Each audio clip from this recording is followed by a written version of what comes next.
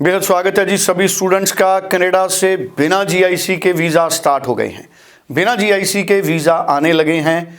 अमरजीत सिंह कंवर हमारे साथ मौजूद हैं, ब्रॉडवे इमिग्रेशन सर्विसेज के चीफ हैं।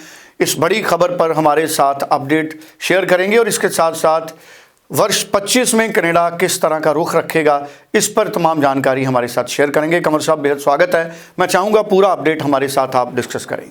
तो कनाडा अब दोबारा बच्चों का इंटरेस्ट वहां पर बनता जा रहा है क्योंकि अकोमोडेशन की प्रॉब्लम कम होने लगी है, पार्ट टाइम जॉब्स की प्रॉब्लम कम होने लगी है और बहुत सारे वीज़ास अब बिना जीआईसी के भी आने लगे हैं।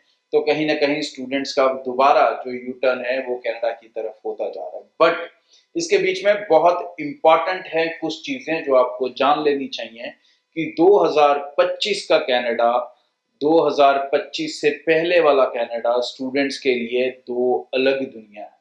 जी हाँ, ये क्यों अलग दुनिया है? क्योंकि पहले क्या होता था कि आप किसी भी कॉलेज में पढ़ने चले जाते थे, अगर पढ़ना नहीं है तो वहां पर जाके वर्क परमिट ले लेते थे। अटेंडेंस कम होगी तो भी कोई दिक्कत नहीं होती थी, फेल हो गए तो दोबारा स्टडी परमिट एक्सटेंड हो जाता था। बट अब 2025 इस तरह से नहीं। 2025 के अंदर आप कुछ स्पेसिफिक कोर्सेज हैं जिसके अंदर आप सिर्फ वर्क परमिट ले सकते हैं। कॉलेजेस के अंदर ये तकरीबन 966 कोर्सेज हैं और यूनिवर्सिटी की कोई भी डिग्री लेके आप अपना वर्क परमिट ले सकते हैं। लेकिन इसके अलावा वर्क परमिट लेने का स्टूडेंट के पास कोई भी और रास्ता नहीं है। मतलब वो किसी भी कंपनी से कोई भी LMIA लेके अपने स्टडी वीजा को वर्क परमिट में अब नहीं बदल सकता। उसे अपनी स्टडी खत्म करनी ही होगी और स्टडी खत्म करने के बाद वो पोस्ट स्टडी वर्क वीजा ले सकता है या कोई वर्क परमिट ले सकता है, लेकिन स्टडी के दौरान वो कुछ नहीं कर सकता। ये पहली इंपॉर्टेंट चीज है।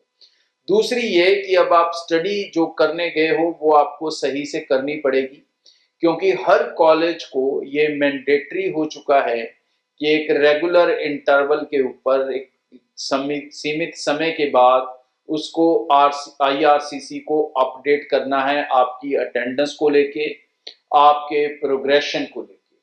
मतलब अगर आप कम नहीं पढ़ रहे हो, फेल ज्यादा हो रहे हो तो भी आपका वीजा कैंसिल हो सकता है। और अगर आप यूनिवर्सिटी या कॉलेज नहीं जा रहे हो, क्लासेस नहीं लगा रहे हो, अटेंडेंस नहीं दे रहे हो, तो भी आपके वीजा के ऊपर दिक्कत आ सकती है आने वाले समय में।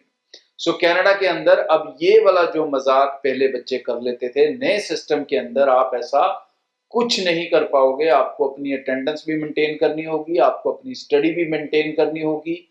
आप फेल हो जाओगे तो आपको बड़ी दिक्कत आएगी, वीजा एक्सटेंड भी शायद नहीं होगा। तो भाई किसी भी और पंगे में ना फंसे, पहले वाला कनाडा माइंड में रखकर जो है कनाडा जाने की कोशिश ना करें। नए सिस्टम के हिसाब से चलें, यहीं से अपना कोर्स और कॉलेज सेलेक्ट करके चलें ताकि आपको वहां जाकर दिक्कत ना आए, क्योंकि कॉलेज चेंज करना इजी प्रोसेस नहीं है। आपको पूरी अपनी वीजा फाइल दोबारा लगानी पड़ेगी, वीजा ऑफिसर सेटिस्फाइड होगा तभी वो आपको नया कोर्स देगा। क्योंकि अब पहले क्या होता था, बच्चे यहाँ से यूनिवर्सिटी का वीजा लेते थे, वहां जाके डिप्लोमा में चेंज कर लेते थे या प्राइवेट कॉलेज में चेंज कर लेते थे। तो अब क्योंकि आपको फाइल दोबारा लगानी पड़ेगी, तो अगर आप अपनी स्टडी को किसी भी लेवल पे डाउनग्रेड करने की कोशिश करोगे तो देयर इज 100% चांसेस कि आपका वो वीजा रिजेक्ट हो सकता है, स्टडी परमिट रिजेक्ट हो सकता है। तो ऐसा कोई भी पंगा आपके साथ ना हो, आप ऐसी किसी भी मुश्किल में ना फंसें।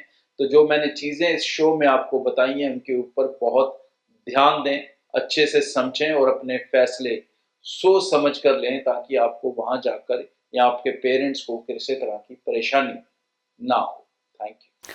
बेहद शुक्रिया। 9023890238 स्टूडेंट इस नंबर पर कॉल कर सकते हैं। अमरजीत कंवर जी से बात कर सकते हैं, अपनी फाइल लॉन्च कर सकते हैं, बिना जीआईसी अप्लाई कर सकते हैं। कोई भी कंफ्यूजन है तो उसे दूर करने के लिए कॉल करें, फिर फैसला करें। Thank you so much.